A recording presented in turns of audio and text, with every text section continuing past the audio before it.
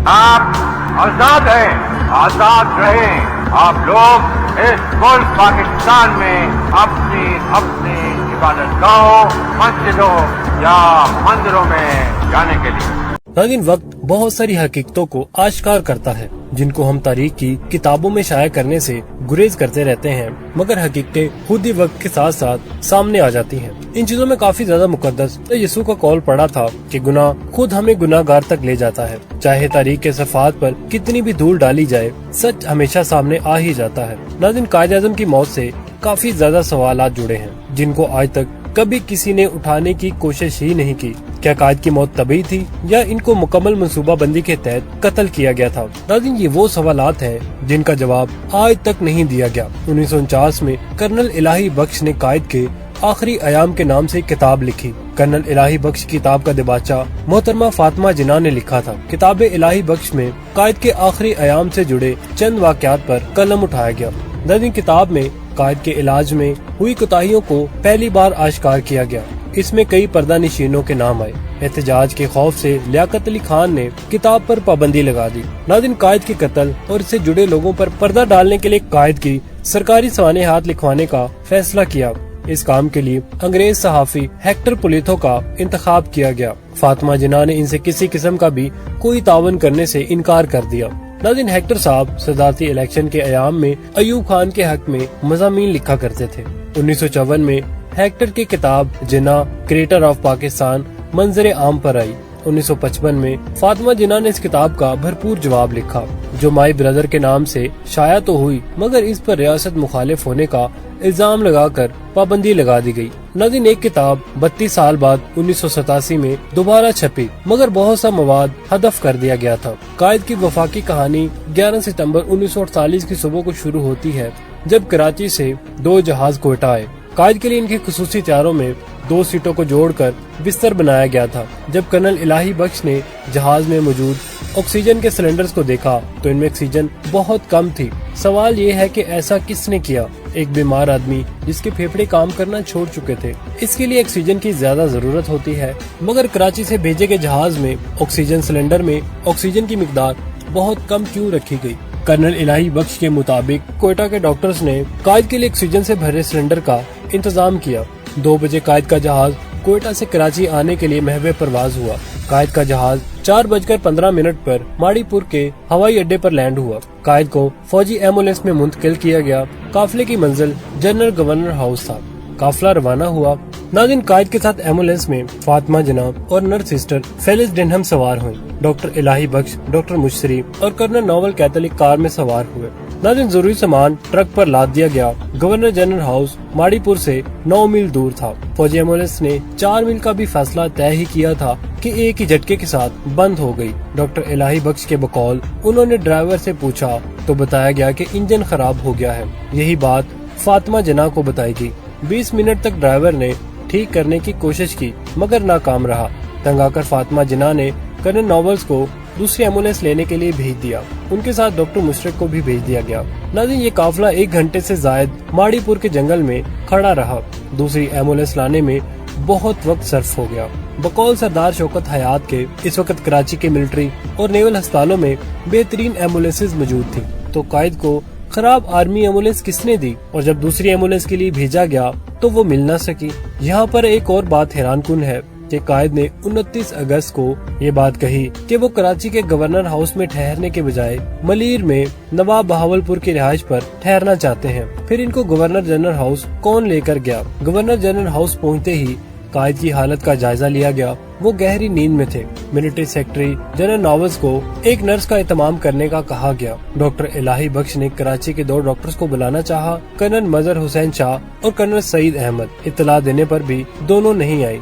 सवाल है कि ये कहाँ थी? कायद के लिए दूसरी नर्स का एहतमाम ना हो सका। नाज़रीन, हैरत है कि कराची जैसे बड़े शहर में नर्सों का कहत कैसे पड़ गया। 7 बजे शुरू की गई इस भागदौड़ में 8:20 हो गए। कायद की तबीयत बिगड़ रही थी। इस दौरान इनको दिल की दवा का इंजेक्शन लगाया गया, मगर कायद ना संभल सके। नाज़रीन, कायद के आखिरी अल्फाज क्या थे, ये भी एक मुअम्मा है। बकौल फातिमा जिन्ना, कायद के आखिरी अल्फाज से फाती खुदा हाफिज, ला इलाहा इल्लल्लाह मोहम्मद रसूलुल्लाह। नाज़रीन, डॉक्टर इलाही बख्श के मुताबिक कायद के आखिरी अल्फाज से नहीं मैं जिंदा नहीं रहूंगा। डॉक्टर रियाज शाह के बकौल ये अल्फाज से अल्लाह पाकिस्तान। नाज़रीन, रियाज शाह के इंकशाफात अयूब दौर में सामने आए कि कायद को बहन की नहीं वतन की फिक्र थी। नाज़रीन, अलालत के दौरान एक अजीब वाक़या पेश आया। 7 अगस्त बरोज ईद उल फितर ये एलामिया जारी हुआ कि कायद अलालत की वजह से यौम आज़ादी की तकरीब में शिरकत नहीं करेंगे। 15 अगस्त को कायद के नाम से जाली पैगाम नशर किया गया, जिससे कई अफवाहों ने सर उठाया। अफसोस कि ये राज कभी न खुल सकेगा कि कायद-ए-आज़म के साथ क्या हुआ। कायद के आखिरी अयाम की कहानी इनके मिलिट्री सेक्रेटरी मजहर अहमद ने लिखी है, जिनका ताल्लुक पाक बहरिया से था। मजहर अहमद कुछ अरसा के बाद एक हेलीकॉप्टर हादसे में अपनी अहलिया समेत शहीद हो गए थे। नाज़रीन, ऐसा ही एक हादसा लियाकत अली खान के कत्ल के तहकीकी कमीशन के साथ हुआ था। नाज़रीन, यहाँ पर कायद का डेथ सर्टिफिकेट देखा जा सकता है। नाज़रीन, ये 14 जुलाई 1948 का दिन था, जब इस वक्त के गवर्नर जनरल मोहम्मद अली जिन्ना को उनकी अदालत के पेश नजर क्वेटा से ज़ियारत मुंतकिल किया गया था। इसके बाद वो फकत 60 दिन ही जिंदा रहे और 11 सितंबर 1948 को अपने खालिक हकीकी से जा मिले। नाज़रीन, ये पुरसरार गुत्थी आज तक हल नहीं हो सकी कि कायद-ए-आज़म मोहम्मद अली जिन्ना को शदीद बीमारी के आलम में क्वेटा से ज़ियारत मुंतकिल होने का मशवरा किसने दिया था। ज़ियारत अपने सनोबर के दरख्त की वजह से दुनिया भर में मशहूर है और क्वेटा से 133 किलोमीटर फासले पर 2449 मीटर की बुलंदी पर वाक़ है।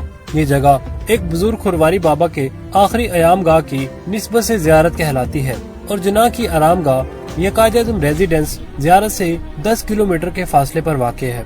नाज़रीन, इनकी बहन फातिमा जिन्ना ने अपनी किताब माय ब्रदर में तहरीर किया कि क्वेटा से ज़ियारत मुंतकिल होने का फैसला जिन्ना का ज़ाती फैसला था, क्योंकि इनकी सरकारी और गैर सरकारी मसरूफियात के बायस क्वेटा में भी उन्हें आराम का मौका बिल्कुल नहीं मिल रहा था और मुख्तलिफ अदारों और मुख्तलिफ रहनुमाओं की जानिब से उन्हें मुसलसल दावतें मौसूल हो रही थी कि वो इनके इज्तिमात में शिरकत करे, उनसे खिताब करे। नाज़रीन, डॉक्टर रियाज अली शाह ने लिखा कि जिन्ना के आखिरी अल्फाज से अल्लाह पाकिस्तान, जबकि फातिमा जिन्ना माय ब्रदर में लिखती हैं कि जिन्ना ने 2 घंटे की पुरसुकून और बेखलल नींद के बाद अपनी आंखें खोली, सर और आंखों से मुझे अपने करीब बुलाया और मेरे साथ बात करने की आखिरी बार कोशिश की। इनके लबों से सरगोशी के आलम में निकला फाती खुदा हाफिज।